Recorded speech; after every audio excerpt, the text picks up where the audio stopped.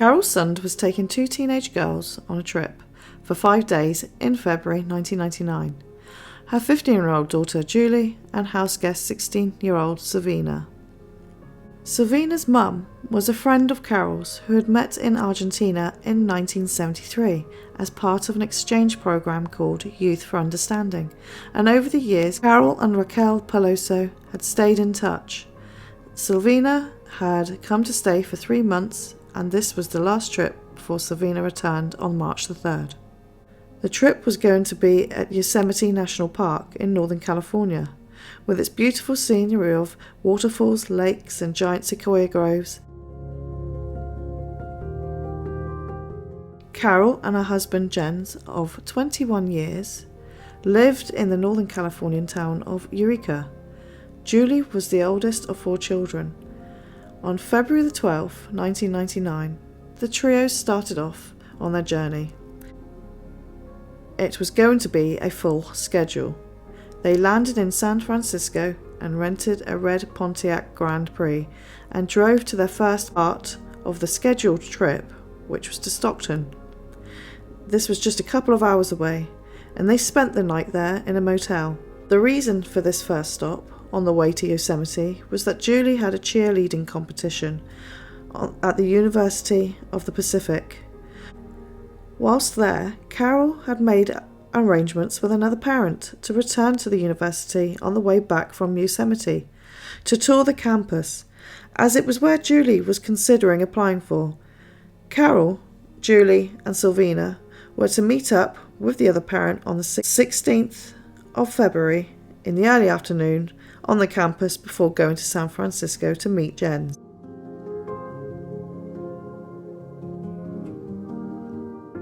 Silvina could hop on the plane with them to Phoenix, Arizona to join Jen's sister and brother-in-law, whilst Carole and Julie would go back home, as Julie had to be in school the next day. After the cheerleading competition, Carole and the girls checked into another motel in Merced for the night. The next day, Carole got some supplies and took out cash, and they all made their way to the entrance of Yosemite National Park. On February the 14th, Carole went to the Cedar Lodge. They were given the room 509. It was easy to get a room as it was a quiet time of the year.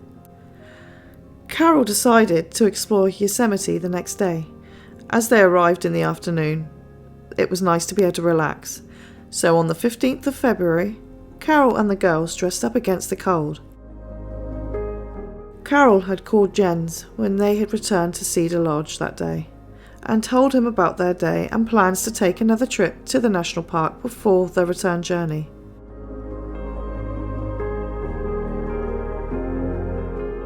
After having dinner in the restaurant at the Cedar Lodge, they returned to their room, and at around 7:30,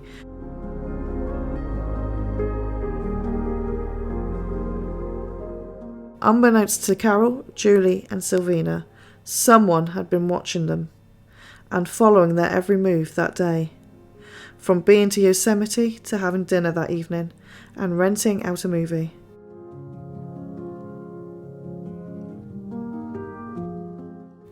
After they had settled down to sleep, there was a knock on the door. Cautiously, Carole opened the door with the chain link still on. Outside the door stood Cary Stayner, who was the handyman for Cedar Lodge. He asked to come in and check to see if there was a leak, as there was a problem with the room above them. Carole asked for him to come back in the morning, as she didn't notice anything, but Cary convinced her it would only take a couple of minutes, so Carole let him in. Once inside, Cary pulled a gun on Carole and told her it was a robbery and to stay calm. Carole woke up the 2 teenagers, and Cary tied them up and put the girls in the bathroom. He then assaulted and strangled Carole and put her in the trunk of the rented car. Back in the room, Cary grabbed Silvina and did the exact same thing, and also put her in the trunk with Carole's body. Once he had done that, he went back inside again and grabbed Julie and assaulted her, but instead of strangling her like he did with Carole and Silvina, he put her back in the bathroom and shut the door. Whilst in the bathroom, Julie was wondering what was happening to her mum and Silvina. Cary was tidying the room and clearing up and putting all their luggage in the rental car. He then got Julie out of the bathroom, leaving towels crumpled up on the floor to give the impression that Carole and Julie and Silvina had all departed the hotel.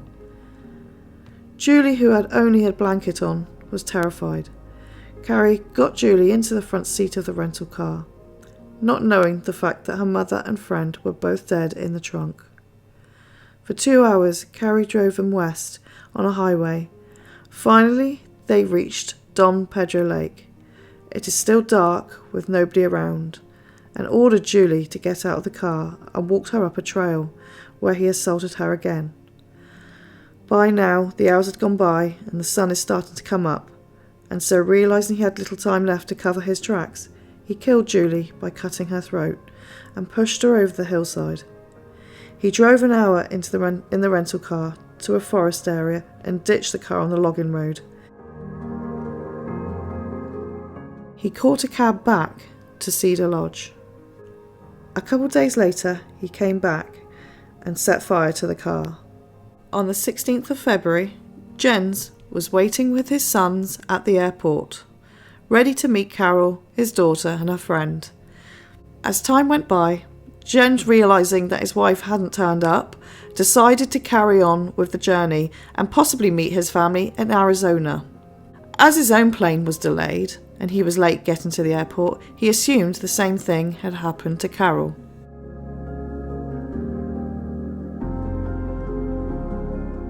After reaching Arizona and realising they had not turned up there either, and rang family and friends to see if anybody had heard from them, police were called and they contacted Cedar Lodge.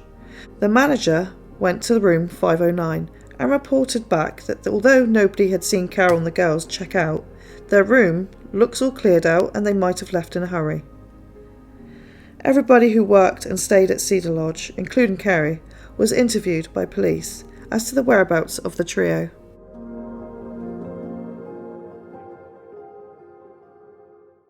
At some point, Cary had taken Carole's wallet and chucked it near the high school in Modesto to confuse police.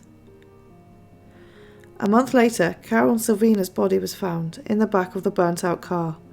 A letter sent to the police by Cary that had a map of where Julie's body was, with a message saying, "We had fun with this one." Using the word "we" was to probably make the investigators think that there was more than one person involved. Months went by. Cary and other people at the Cedar Lodge were interviewed by investigators again, but as Cary came across as a nice guy, coupled with the fact that Cary had gone through such a traumatic time in his life, when his younger brother Stephen had been kidnapped and sexually molested for 7 years. So police assumed that Cary wouldn't wish that upon any other family in such a way, as Cary had experienced the devastating effects caused by this event in his younger life.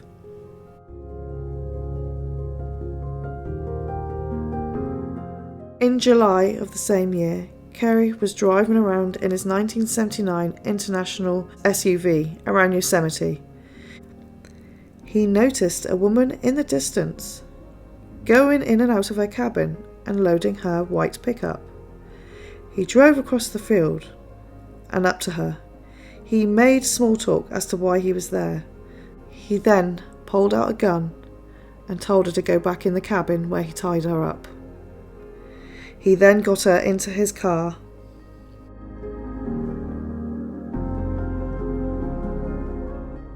This woman was named Joey Armstrong.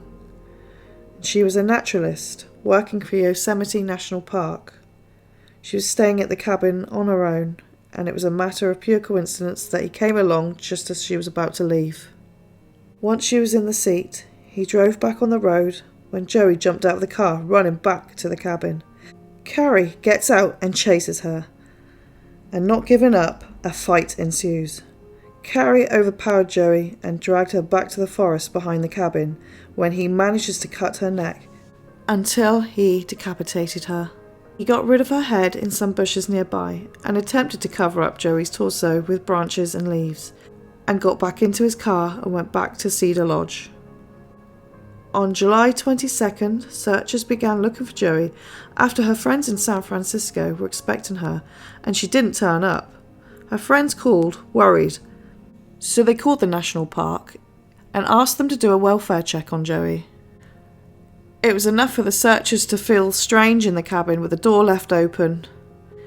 They felt something wasn't right and called the relevant authorities. Searchers had noticed tracks that went along the creek, where they saw some keys, and just further over they saw a torso. A matter of feet away, Joey's head was found. The public began to think that Joey's murder was connected to Carole, Julie and Silvina's murder 4 months earlier. But not long after Joey's death, a Yosemite worker came forward to the police and said that he noticed a blue 1979 International Scout SUV parked up at the cabin the night Joey went missing. As it turned out, there was only 2 of these vehicles registered in Yosemite.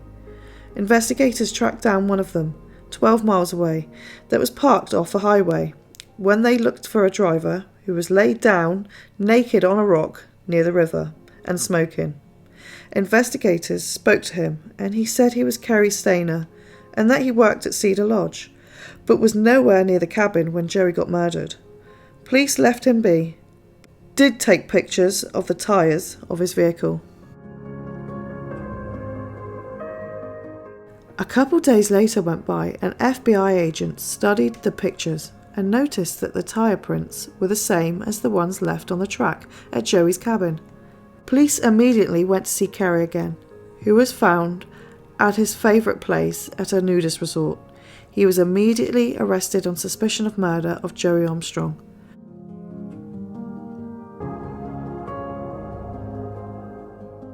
When they got back to the police department, Cary surprisingly confessed to the murder of Joey and also Carole, Julie and Silvina. Shockingly, he also stated that he had planned to kill his girlfriend, who was a waitress at Cedar Lodge, and also kill her 2 children. But through circumstances, it didn't go to plan, when he saw Carole, Julie and Silvina, he made the decision to follow them the next day, where he planned to kill them. Cary Stayner was charged with 4 counts of murder and then sentenced to death. He's still on death row in San Quentin Penitentiary in California. Thank you for watching Dark Crime Time. Stay tuned for more content and please like and subscribe.